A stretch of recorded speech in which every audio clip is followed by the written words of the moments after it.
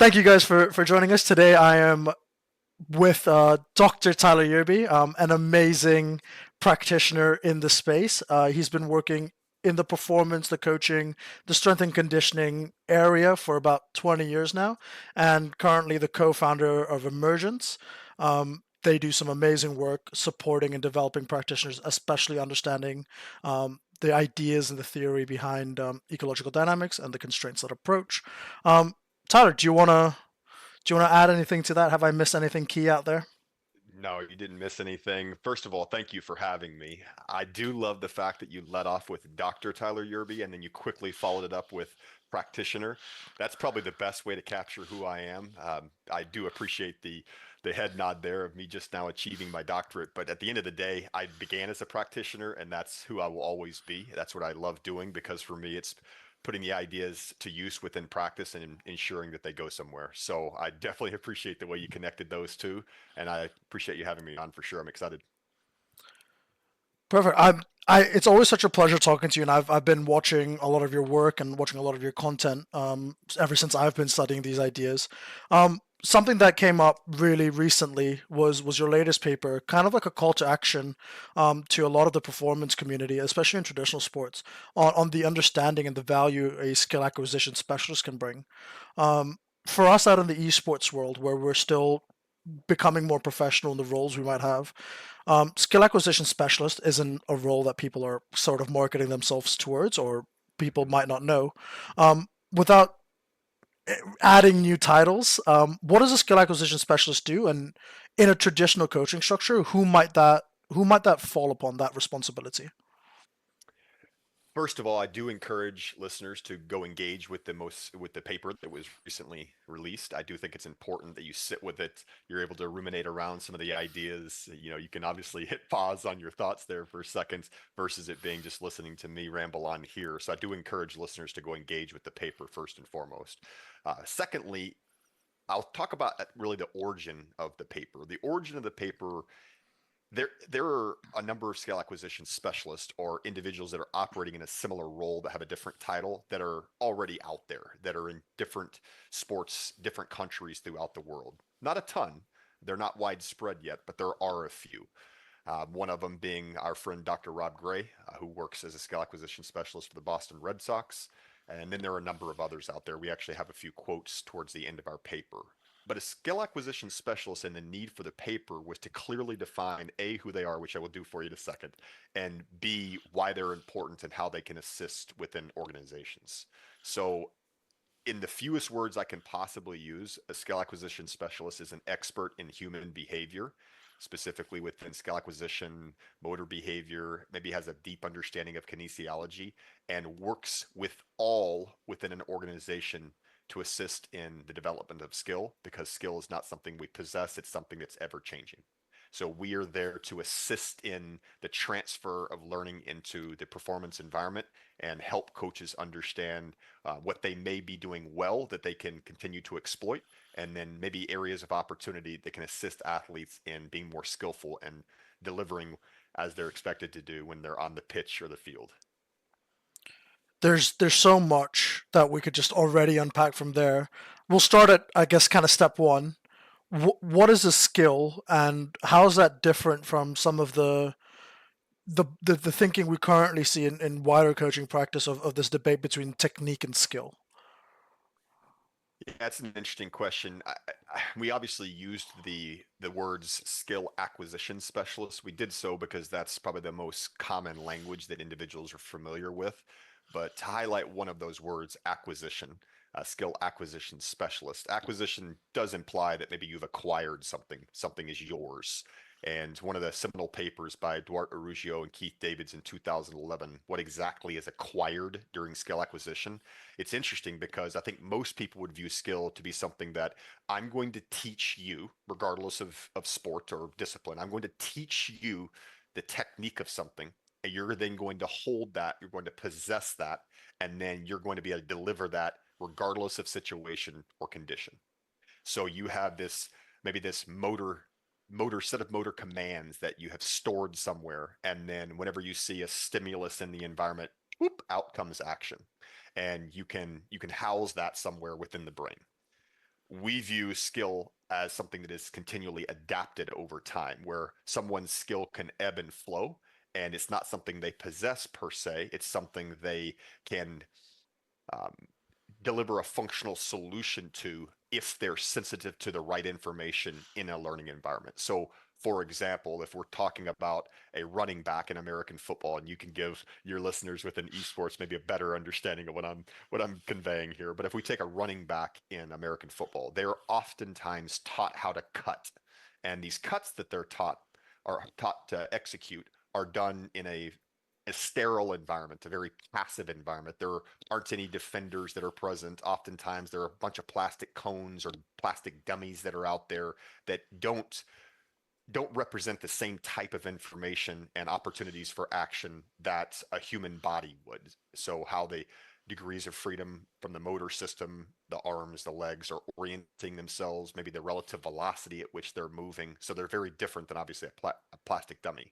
But in a traditional skill acquisition environment, these running back coaches are teaching these running backs to cut by giving them tons of verbal instruction, telling them, nope, move your hips here, nope, shoot your leg here, eyes down, eyes here, push yourself away here. It's very, very technically driven.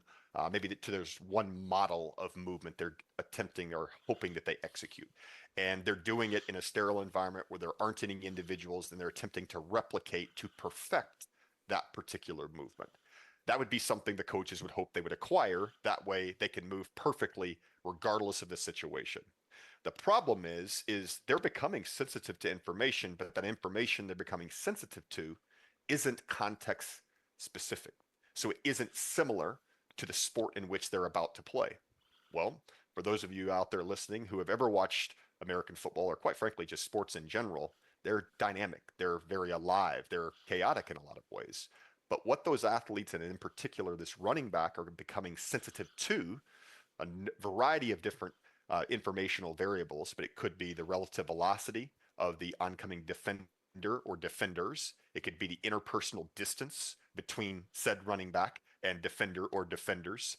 It could be the orientation of their hips, their kinematics. It can be a number of different informational sources that are shaping why they cut, where they cut, and how they cut. And those cuts may be very different based on the constraints on behavior at that time. So my point of saying we view things in a very similar way to Dr. Keith Davis and Eduardo Ruggiero is we view skill to be something that adapts, where you have this adaptive functional solution to the emerging problems at that time, because no solution is ever going to be the same, nor are the problems they're encountering.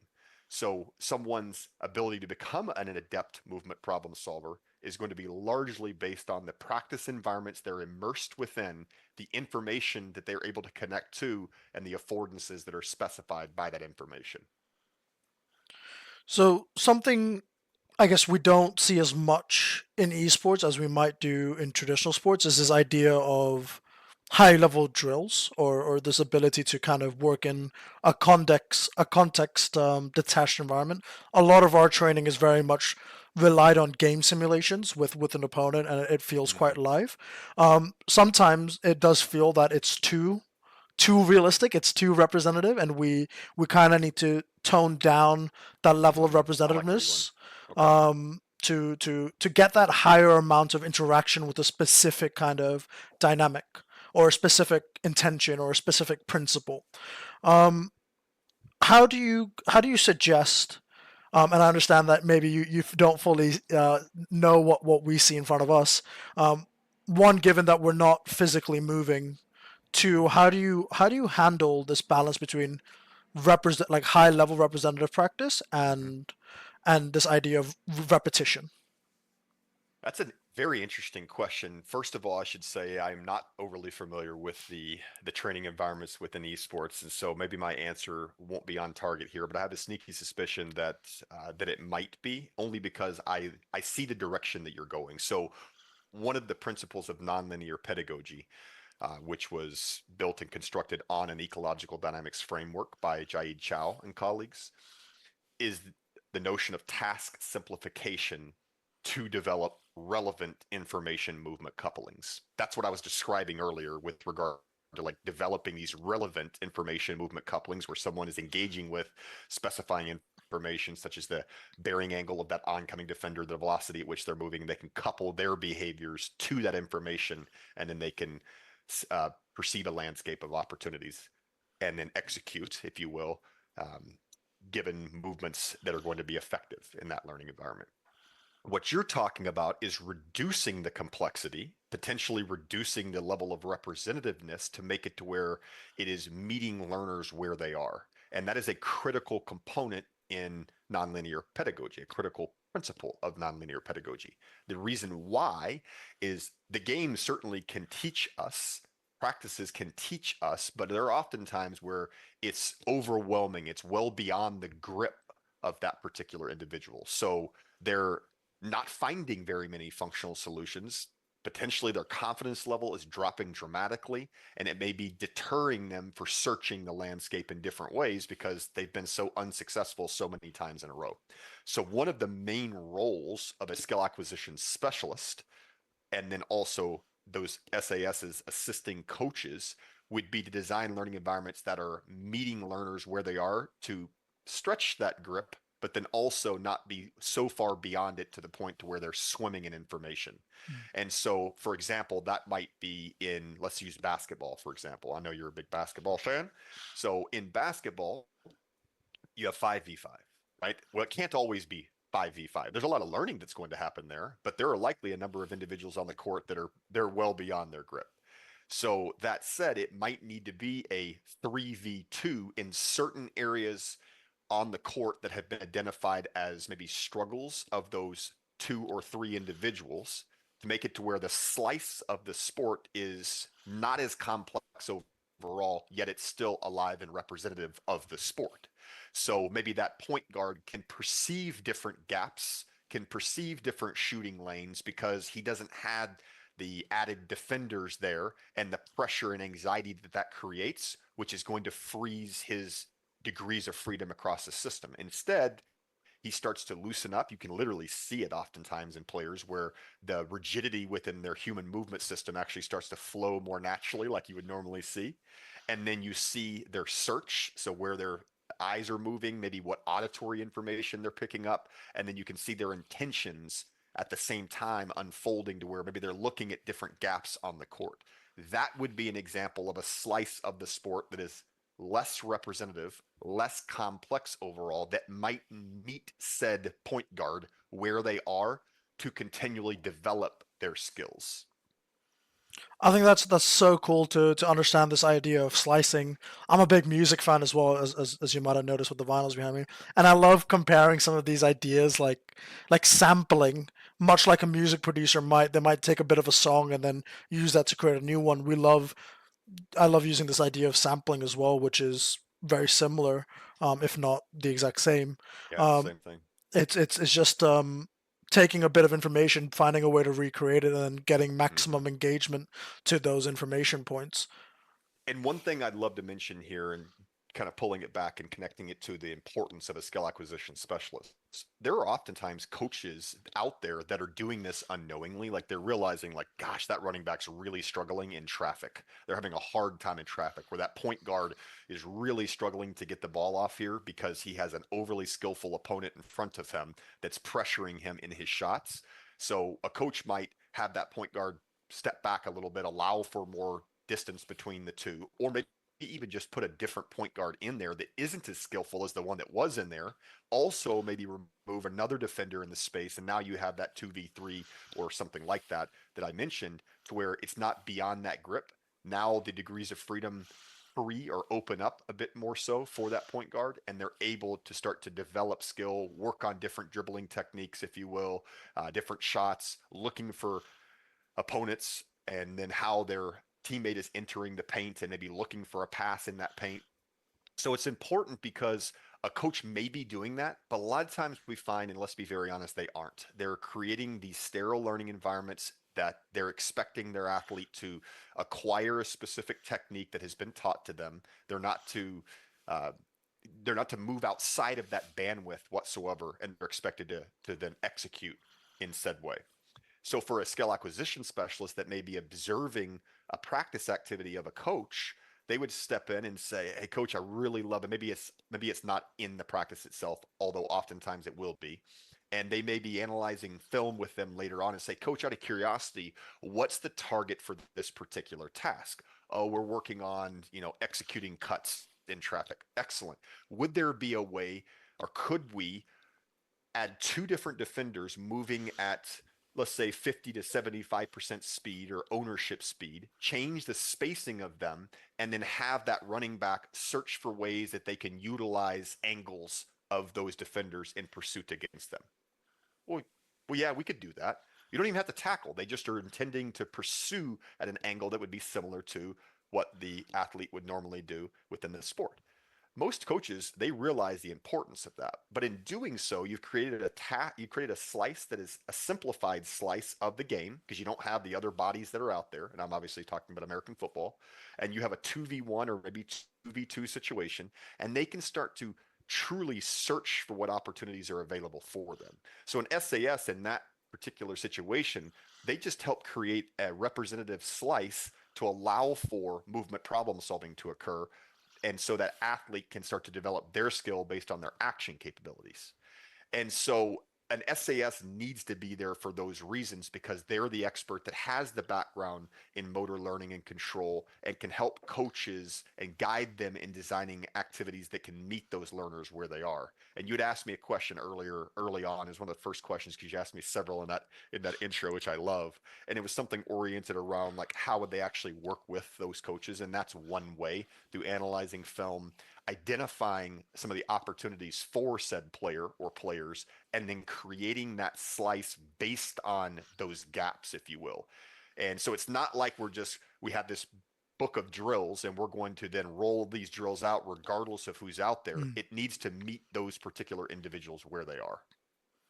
Yeah, and I love that it's about, we have a hammer, but if a hammer's not needed, we don't need to pull it out the belt, right? And it's if only it's appropriate and this is helpful and this is, we see there's an opportunity for this person to improve in this dimension, then we will use this certain kind of practice activity. Now, something to note within the esports ecosystem, coaching staff in and of itself is not a luxury that every team can afford.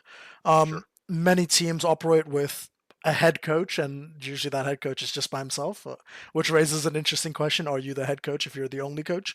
But I guess that's a conversation for a different day. Um, if you were to give advice to someone working in that context where they don't have much support around them and they have a lot of responsibility to juggle, how can they, what should they look out for when they're trying to observe quality of practice? Mm, interesting. And that's actually tied back to a question that you asked me just a moment ago, which I will get to. I actually jotted a note down here. I want to touch on that. In that particular situation where the head coach he's everything or she's everything, they're having to handle all roles. I think it's really important that, number one, those coaches take the time to engage with some of the literature around skill acquisition. And I understand it can be inaccessible to some. We actually wrote our skill acquisition specialist paper to not be over the top. We touched on some important principles within an ecological dynamics framework. So maybe even looking there, the notion of, does the movement problem that's presented to the performer, does it look alive to them? Are there numerous moving components, decision making present by that individual? Are the actions that are emerging from that individual, the solutions that are emerging from that individual, are they representative or similar enough to what would happen within the context of the sport itself? And if the answer is no across the board, then we have a problem.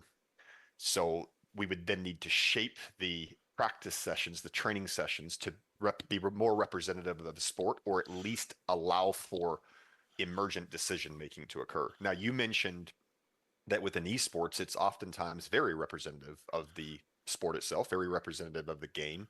So you would need to have that individual look to see if maybe there are a variety of different solutions that are emerging for that particular performer, or is it the same go-to technique over and over again? So if that's the case, and I identified that as the head coach, that my athlete seemingly is doing the same thing over and over, and they're sometimes finding success, I need to manipulate constraints, which are going to shape them to maybe search in a different place for a more functional solution. And I can touch on constraints on behavior in a second, but you'd mentioned the constraints led approach early on. Constraints shape behavior, and they can be manipulated to encourage or nudge individuals to search in a different place to organize different solutions. So that's a critical component as well. I'm hoping that answers your question, but I want to rewind back to one of the first things I said. I do think it's important if these individuals are going to be in charge of the development of skill, they need to immerse themselves within some of the principles in order to have an idea as to why their performers may or may not be performing to the level in which they expect. If there was, and I might be putting you on the spot here, if there's a principle that would be the biggest bang for buck, given the disparity in context between traditional and esports, something that might surprise you, or something that's quite different between the environments, is for most of us in esports, we train with 50% of practice environment control. And what I mean by this is, usually it's me and my team versus another coach with a different team. It's kind of like going down to the park with your team and playing another five on the basketball Okay. court. And usually, a lot of complaints we hear is both teams have different session intentions, so they're already guiding different behaviors. They're analyzing different things. Um, if we might be playing against a team that could be a future competition, it's quite Mm-hmm. rare, but that could be a case at certain times. So teams might not practice effectively to hide some strategies. Mm-hmm. All of these are, I would say, a lot of pain points for high quality practice, as I would evaluate them. Is there anything there, with that very basic information out there? Is there any kind of principle that you would say would be really high value for a coach to go and engage with today? First of all, esports seem to be a lot further along than traditional sports when it comes to practice design, being the fact that you guys seemingly are immersed within aliveness on a regular basis. And, it's interesting because when you first started asking your question, my answer, without actually hearing the entire thing, was going to be inject as much aliveness as possible. There needs to be emergent decision making that is occurring. There needs to be changing problems. And that's something that we're typically offering to those within traditional sports, basketball, American football, soccer, baseball, and the like, is they often have very sterile learning environments where those individuals aren't allowed to make decisions in real time. In your situation, it might be beneficial to engage with and at least investigate the notion of educating one's intentions and their attention. The reason why I mention that, which is a principle of nonlinear pedagogy, the reason why I mention that is if I'm operating against that other team, I love your analogy, by the way, we're at the park against another team and they have their own session intentions, we have ours, you know, if there's the chance to simplify the tasks in order to scale the complexity, I definitely would do that, but I'm not sure, not being overly familiar with esports, if that's possible. If well, even if you are able to do that, if I, as the head coach, can say something to my athlete along the lines of, hey, what have you noticed about XYZ of the player's behaviors? Or I might say, hey, what have you noticed about the gap that keeps emerging between so and so and so and so whenever the ball is stretched wide? So, what I'm trying to do is I'm trying to actually educate their perception to that space in order for them to engage with the information they find there versus me saying, hey, do this technique.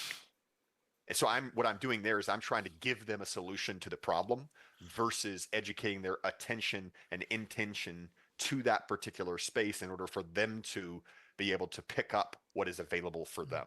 So I'm allowing for that performer environment relationship to be or to remain intact in doing so.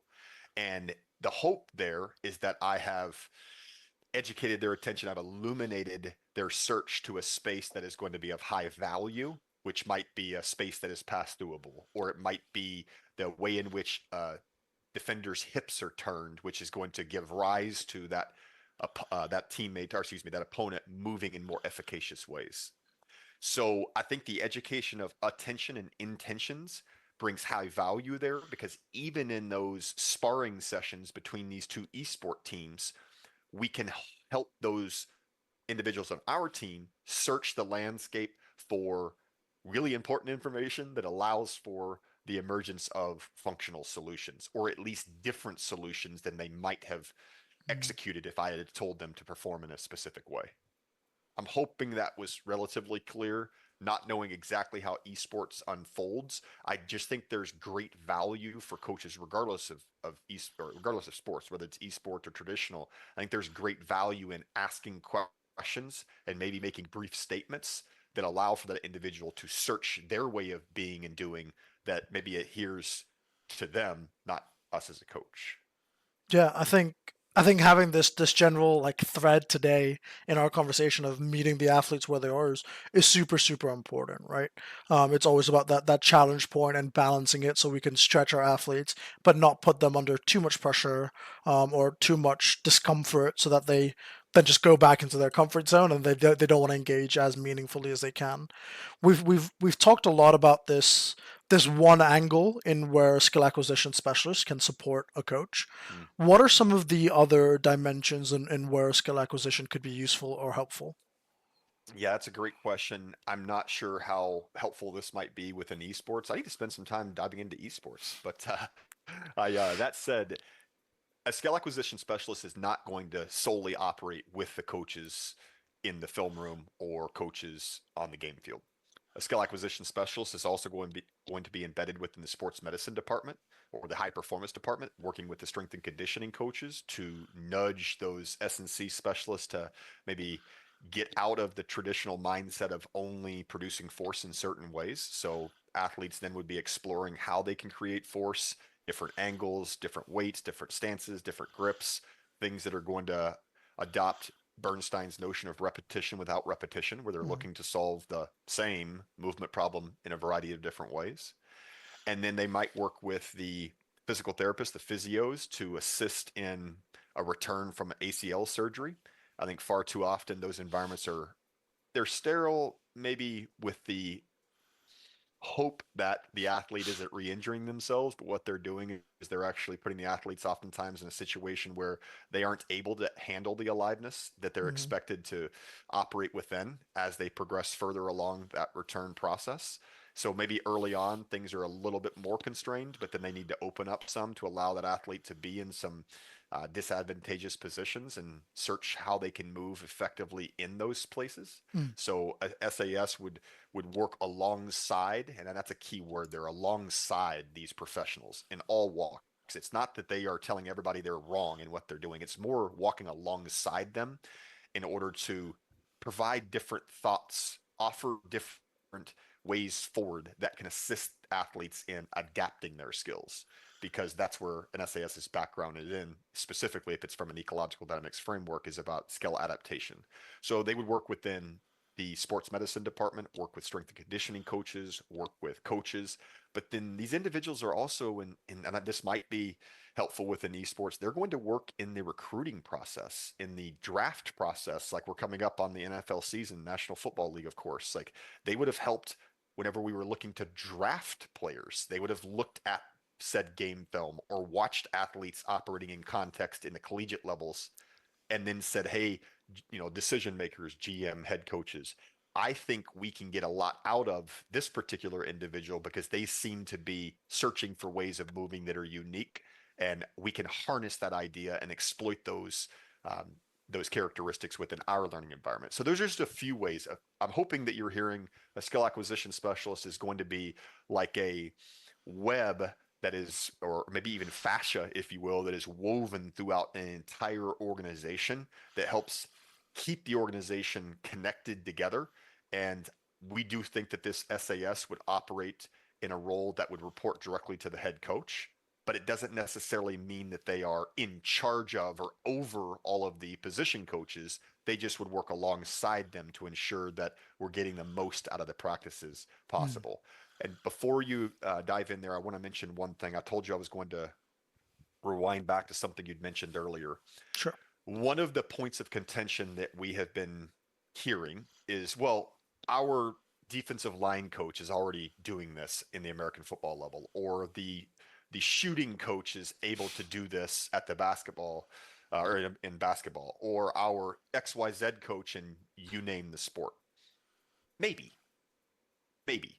Number one, they already have their own role that they need to account for. They Mm, already have their own players that they're working with, and then oftentimes, and let's be honest here, their background isn't in motor behavior, mm, kinesiology, human performance. It's not there. That's not their background, and that's okay.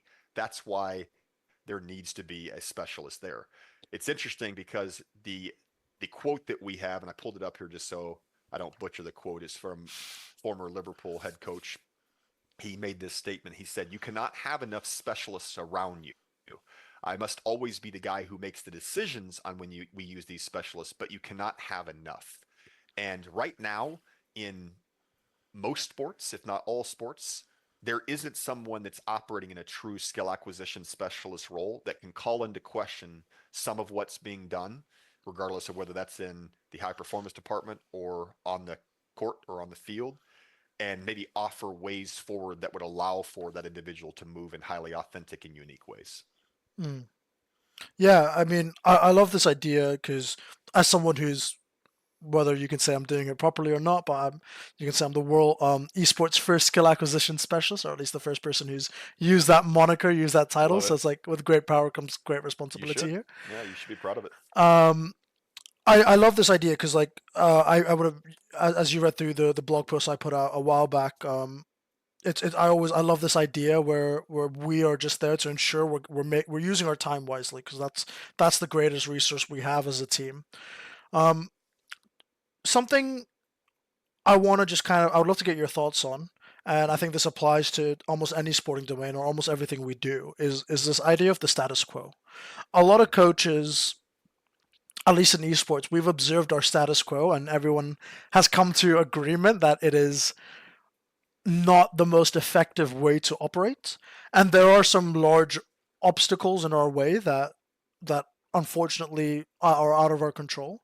Um, but how do you go about challenging the status quo, especially in a sporting industry where a coach's career, a coach's employment is very much tied and interlinked with results, and Mm-hmm. esports is an industry is very short term. Everything is very much viewed short term, 3 months, 4 months, 5 months. Very few coaches get the liberty of working across 1 year, 2 year time frames, if that. How do we go about maybe getting more comfortable with challenging that? Oh, that's one of the $1 million questions. It's probably the second most difficult question that I've been asked since I've been operating as a skill acquisition specialist. And I only say that simply because I hesitate to use the word excuse, but let's say the word I'd like to use is maybe answer. The answer we receive is, "Well, I have to win right away." Totally get that. Totally get that. If it's me and I'm going to put my hat on the line, knowing that I need to win within 2 years or I'm fired, which is the case in most sports, specifically within high level sports here in America. If you don't win within 2 years in professional organizations or even Division 1, high level Division 1 sports, you were fired in 2 years. I'm going to put most of, if not all of my eggs in the basket of developing the best movement problem solvers we can, even if that means that we're going to have them fail in certain situations, which is really just them learn to move more effectively, versus it being, I'm going to teach them the one way, and if they don't do it, then we end up failing as a team. And in doing so, they're actually constraining the search of these individuals and limiting the bandwidth of solutions that might emerge. So what I'm saying is these coaches are saying, "Well, I don't have enough time. I have to teach them all the ways that they're going to move, and if they don't do it, then it's on them, and it's not my fault." And you'll hear that from coaches a lot of times, where the really good coaches will accept responsibility, but a lot of times the coaches will, "Well, so and so didn't do what we told him to today. He didn't follow the tactics, or his coverages were incorrect, or he didn't throw it to the right receiver." Well, they never thought to look in the mirror and say, "Is what we're designing allowing for them to become skillful in their search?" And I think that's the problem. I think far too often coaches they teach them this In American football, they literally might have a playbook that's this big. And for those of you that can't see me, it's a sizable playbook. And they're expected to memorize 8,000 different plays and all the different possibilities that may unfold. And what they forget to do is prioritize the individuals to search through information on the field and move in ways that exploit the defense. And so I think if we place ownership in becoming or developing movement problem solvers versus developing robots that execute exactly how I told them to, we're going to find ourselves in situations where we win more often than not.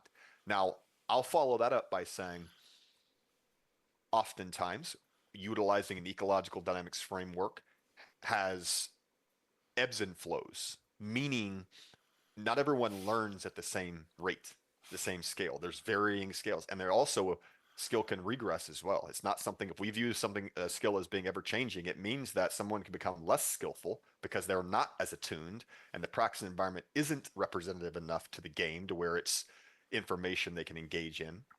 So this isn't an overly long answer, but I'm doing so on purpose because I feel as though that a lot needs to be said around this question and around this topic of like challenging status quo. Far too often, those out there may say like, well, coaching's just fine. We've done just fine within coaching. Yeah, that very well could be the case, but can it get better is the question. And yes is the answer. Yes, coaching can get better. And so if that's the case, then maybe we adopt a framework that's a bit different than what's traditionally been done, which has had varying levels of success, oftentimes despite those coaches, not because of them, and see if that can develop highly skillful movers. Mm. And so for me, I'll close by saying I'm interested to see who the first head coach out there or general manager out there is going to be that says, I'm going to hire a skill acquisition specialist on my staff. I'm going to embrace an ecological dynamics framework because A, I already utilize a lot of the ideas within practice. And I'm going to roll the dice to see how well our team performs and be the first to do it. Because, in my humble opinion, there isn't a single organization that has hired that individual where that individual is working as a right hand person to the head coach and they have underpinned their development by ecological dynamics. There are some that have hired an SAS, but they're operating kind of in one department versus across departments and with departments.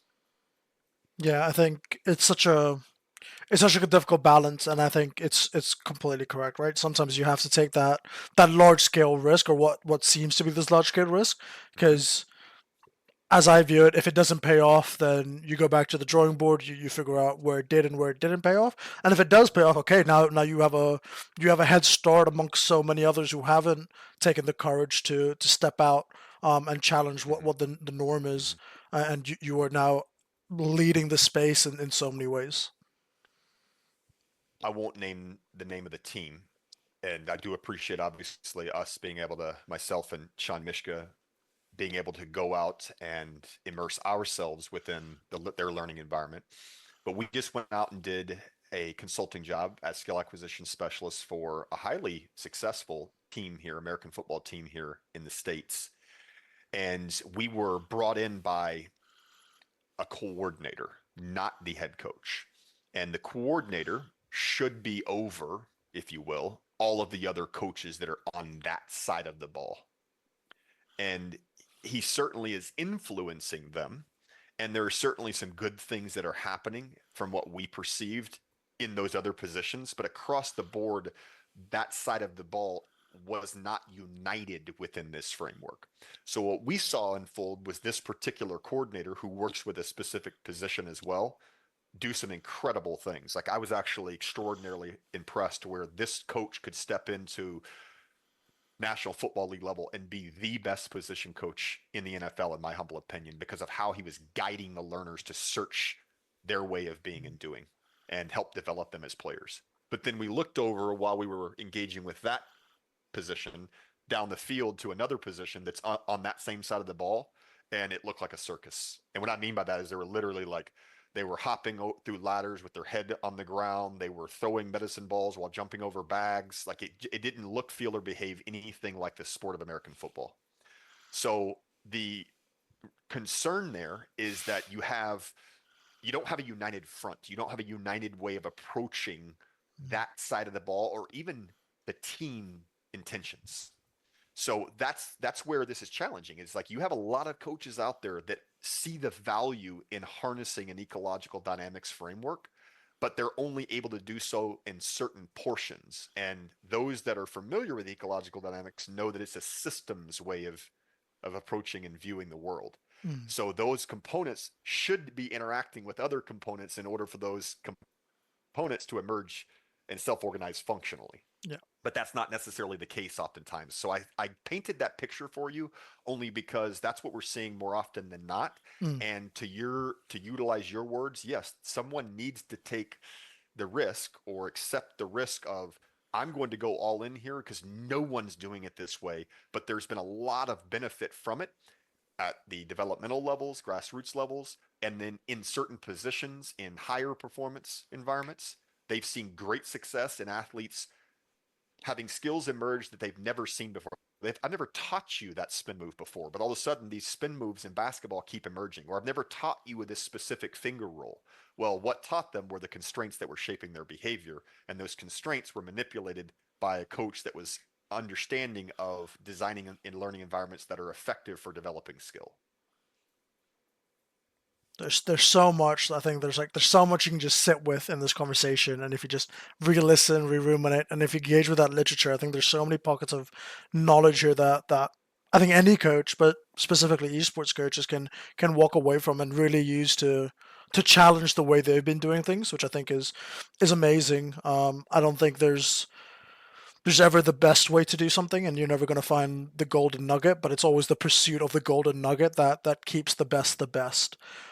Just to wrap things up here, I want to end off because you've spent a lot of time working in this performance space. What's the best piece of advice you've received as a practitioner that's really helped your practice, that's helped you take that next step that's been groundbreaking for you? Hmm. The best piece of advice I've received as a practitioner That you that's would been be, groundbreaking. yeah, that you would like pass on if you had to pass that piece of advice on, what would that be?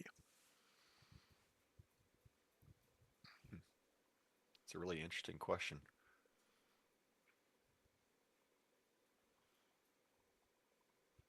It has to be something from my man Sean, who is co-founder of Emergence, only because he's the first, to my knowledge, here in the States, which is where I'm located. I'm in the great state of Minnesota, up north, land of the north, in the cold.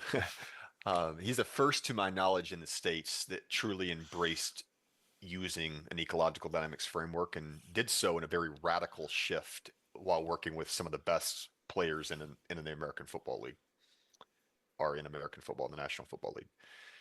And in some of my conversations with him, as we picked back up and kind of reconnected, he asked me a lot about, he kept talking about unfolding problems. So I guess my answer is he was educating my search as a coach to the problems that were unfolding on the field, which was a really unique way to capture it because I'd never really attempted to engage with what was happening in the surrounds in the environment. I was only looking at how my athlete was executing technique. So I coached as a running backs coach in college, also worked as a strength and conditioning coach. So it really hit me, in the right spot because I thought back to whenever I was coaching running backs, and I'm like, I never really ever engaged with necessarily what the defensive players were doing from like their emerging behaviors. Mm. So famous ecological psychologist J.J. Gibson famously stated, behavior affords behavior. So that gives rise to a variety of different ways that one can act. So my final answer to you would be really just educating my search to the unfolding problems, which then brought me back to, well, gosh, well, how am I structuring practice? How am I structuring my learning environments? Is Mm. sport a problem solving activity, or is sport the execution of coach defined techniques? Brilliant. Thank you so much for your time, Dr. Tyler Yearby. I feel so excited and to be able to call you that for the rest of eternity now. I know you've worked really hard I on that. appreciate that. And yeah, I hope you guys have really enjoyed this podcast episode. I know I always learn a lot when I get to talk to Tyler here. the paper will be linked down in the description and all that good stuff. And hopefully, Tyler, one day we can get you either gaming with us I think I or need to. It sounds like an interesting sport. That's for sure. or observing what actually goes on. We can definitely arrange that whenever the season kicks back up again. We've just kind of started to enter most of our off season for most of our Okay. community. But once the season kicks back up, we can definitely arrange for you to be a fly on that wall. Brilliant. I would love to do so. I'm always open to learning, which shouldn't come as any shock or surprise. And thank you so much for having me on today. Greatly appreciate it.